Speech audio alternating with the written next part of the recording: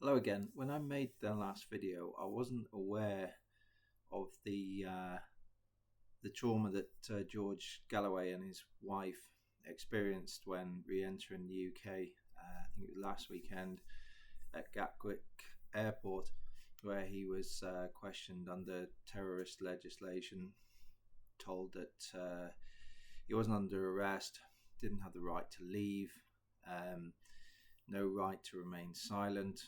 Um, if questions weren't answered to the satisfaction of the people in attendance, he would be immediately deemed in contravention of terrorist legislation and so on and so forth. Wasn't told the reason why he'd been detained. It very much was like as I have it here, and I covered it in the last video, the trial in written by Franz Kafka, in terms of this more of a contemporary, more sinister version of what happened to the person in the trial, where I think he was arrested at his lodgings when he got up to have his breakfast, ready to go to work. So very similar in nature. What I've done is I've pasted in the link that Galloway put up on YouTube, where he the following Monday, I think it was, he had a conference with his legal representatives in attendance, and they were challenging a number of aspects of the process and the ordeal that he and his wife had faced, citing various breaches under ECHR. Regardless of what you think of George Galloway, people should be concerned by what he experienced.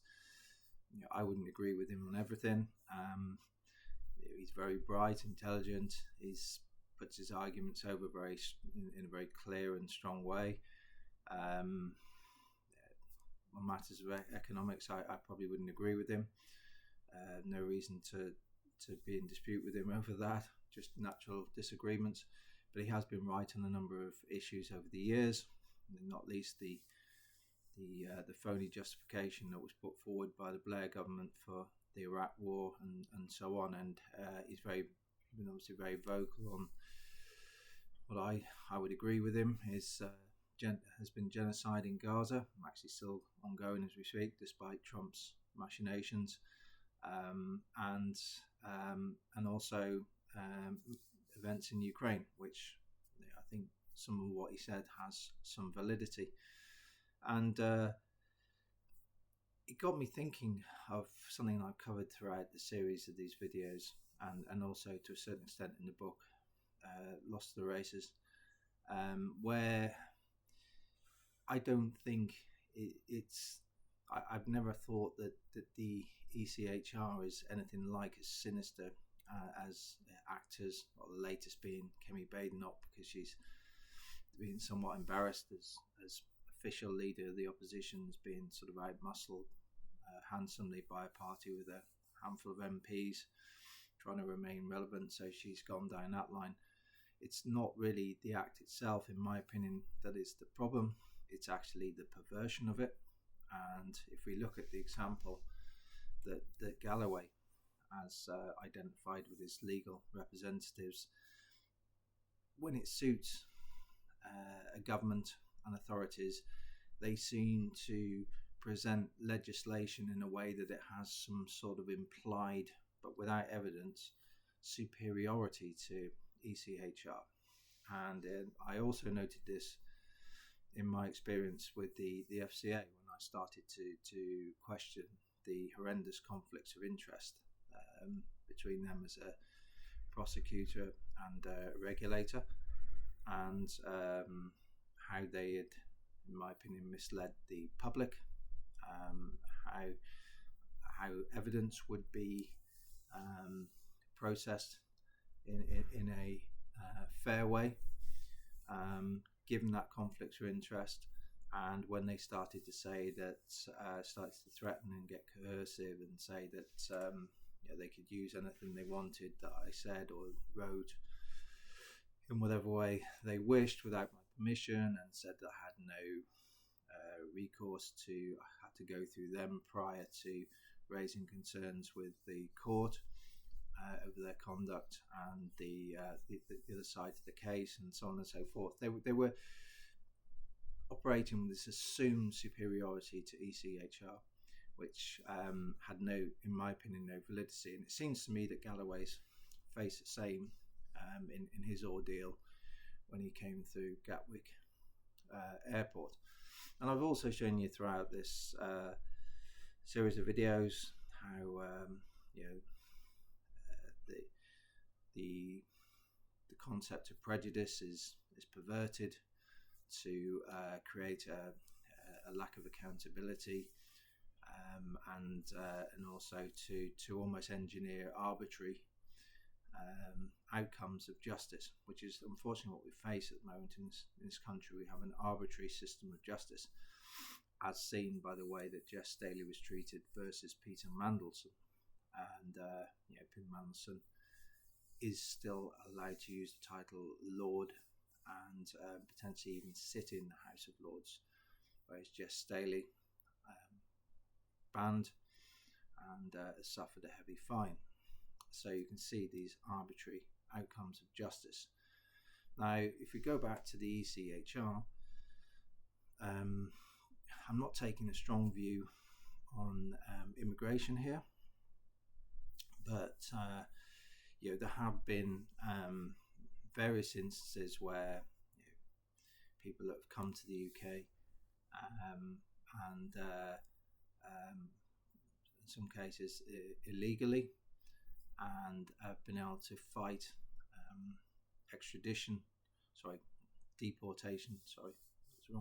deportation by very, very spurious interpretations of the Human Rights Act and how it falls into ECHR. So when it suits, it's almost ignored. And we've come across this very, very frequently in the private assets work. This in particular when you see vulnerable people trafficked through local authorities and a legal system to the hands of private equity owned agencies. The same. It's almost ignored, assumed that a court or a process has some sort of superiority to ECHR, of which there's no evidence ever provided, and yet we see other cases where very spurious claims are raised and deportations blocked when the person has seemingly behaved in a very, very bad way. Again, I'm not taking a view on immigration one way or the other. I'm just citing examples of the gross distortion and perversion of the Act, which I think really is a problem of the legal system. It is not the Act itself or the framework itself. And you can see that also with the concept of perversion of prejudice, whereas prejudice is in essence taking you down the route of saying the justice system is not about the search for right and wrong and virtue. It's about the ability of legal professionals to distort and manipulate information to win an argument that not necessarily has due merit. So it's no accident I've used these terms, the sophist and the Socratic model. The Socratic model is your model where you want to get to the truth. The sophist model is where you want to win an argument regardless of whether it has merit or not.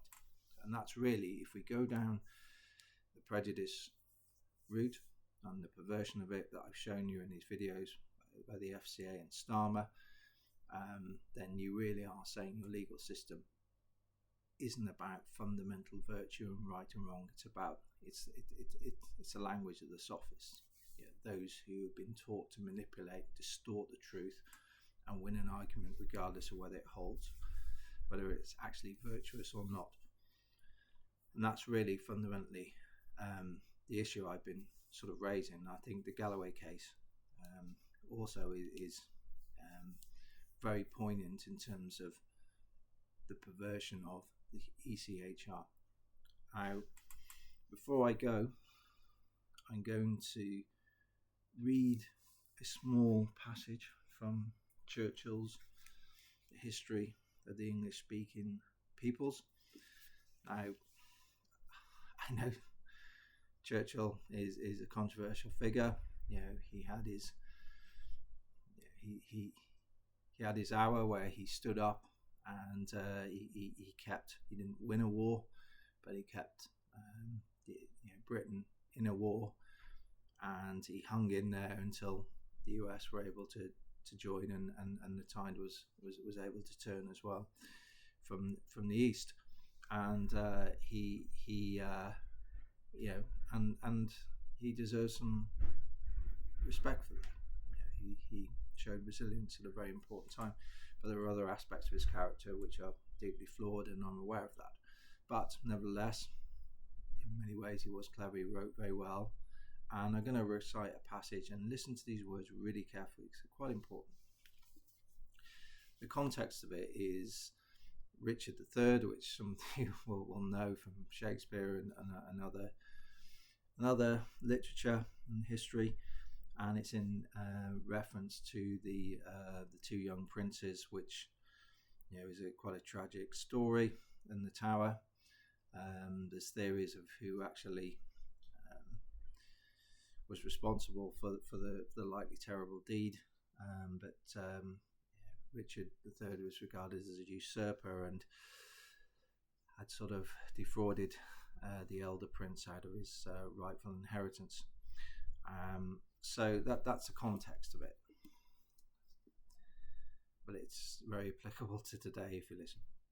A modern dictator with the resources of science at his disposal can easily lead the public from day to day, destroying all persistency of thought and aim, so that the memory is blurred by the multiplicity of daily news and judgment baffled by its perversion.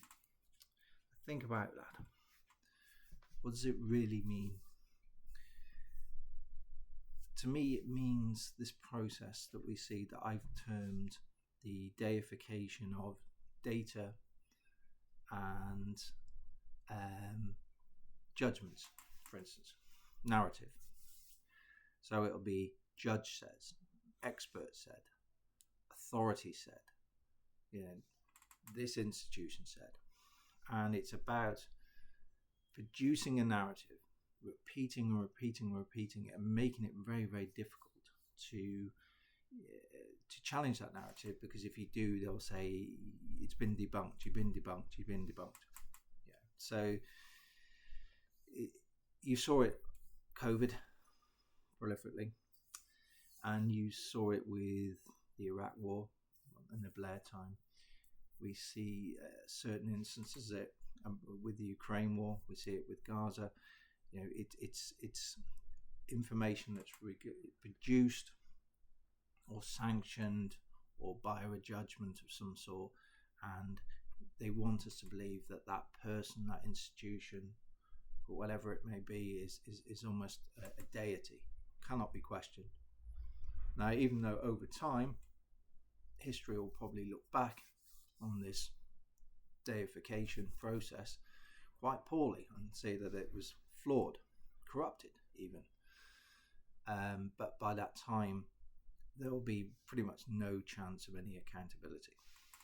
So be careful of that, because you'll see it an awful lot, and that's why it's not a coincidence that I've used the term Socratic, because you've got to be. You don't have to be deliberately antagonistic to information, but you have to question it. You have to question who's giving it to you, why they're saying it, and who benefits from it. Look for the inconsistencies and unpack them. And that's really what I think Churchill is saying, and that's really what we have to do with these draconian pieces of legislation, these pieces of legislation that have been grossly perverted, and this very arbitrary system of justice that we currently face. People peacefully, with no violence, have to stand up question it, and pull apart the arguments and do it peacefully. Take care. Bye.